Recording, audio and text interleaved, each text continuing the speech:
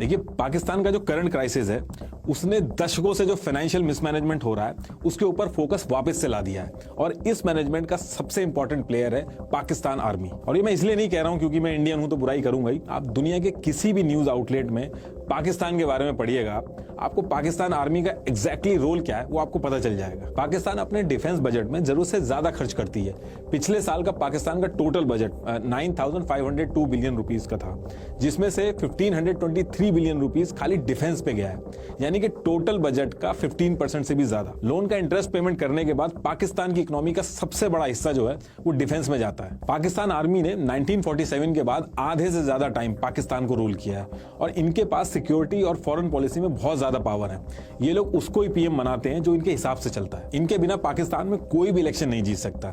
इसलिए आपने एक वो कहावत जरूर सुनी होगी, बहुत ही फेमस है पाकिस्तान आर्मी के लिए, कि जंग कदे जीती नहीं और इलेक्शन कदे हारा नहीं। ये देखिए, इतने सारे मेडल इन्होंने लगा रखे हैं लेकिन उन्होंने आज तक एक भी जंग नहीं जीती है। पाकिस्तान की एक ऑथर है आयशा सिद्दीका, उनकी एक किताब है मिलिट्री आईएनसी। अगर मौका आपको लगेगा तो उसको पढ़िएगा जरूर। पाकिस्तान की आर्मी पूरे देश का पैसा कैसे घुमा रही है, इकोनॉमी को कैसे कंट्रोल कर रही है, बहुत ही बढ़िया तरीके से उसमें बताया। आपने कभी सुना है कि कोई आर्मी कपड़े, साबुन, तेल ये सब बेचती हो?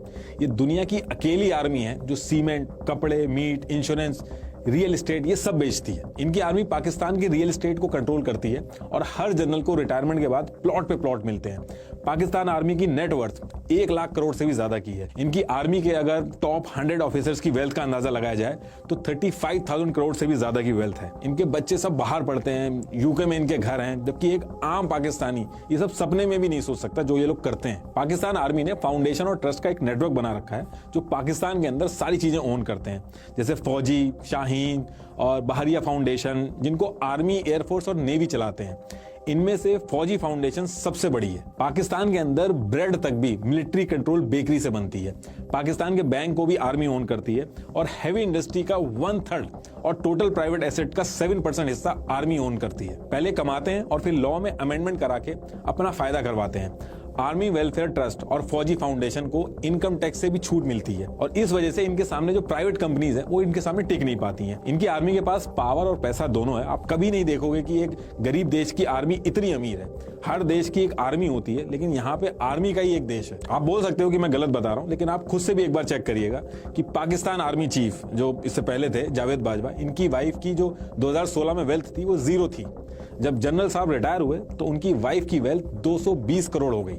उनकी वाइफ इतने टाइम में ऐसा कौन सा बिजनेस कर रही थी कि उनकी वेल्थ इतनी हो गई? और अगर पूरी बाजवा फैमिली की वेल्थ को देखा जाए तो 1270 करोड़ हो गई। ये लोग ऐसा कौन सा खजाना खोद रहे हैं जो इनकी वेल्थ इतनी ज्यादा हो गई है? सैलरी जोड़ दो आप, उसके हिसाब से इतनी वेल्थ नहीं बैठती है, लेकिन उसके बाद भी इतना पैसा आ कहां से रहा है? तो आप थोड़ा सा भी कॉमन सेंस लगाओगे तो आपको पता चल जाएगा कि कुछ तो गड़बड़ है इसमें। लेकिन ये सारी चीजें क्वेश्चन तब हो पाएंगी जब मीडिया ये सारे क्वेश्चन लेके आए। लेकिन मीडिया और सुप्रीम कोर्ट वगैरह हर जगह इनका कंट्रोल है। मल्टीपल ऑब्जर्वर्स का ये मानना है कि अगर पाकिस्तान की इकोनॉमी को ग्रो करना है तो इकोनॉमी में पाकिस्तान आर्मी का रोल जो है वो खत्म करना होगा।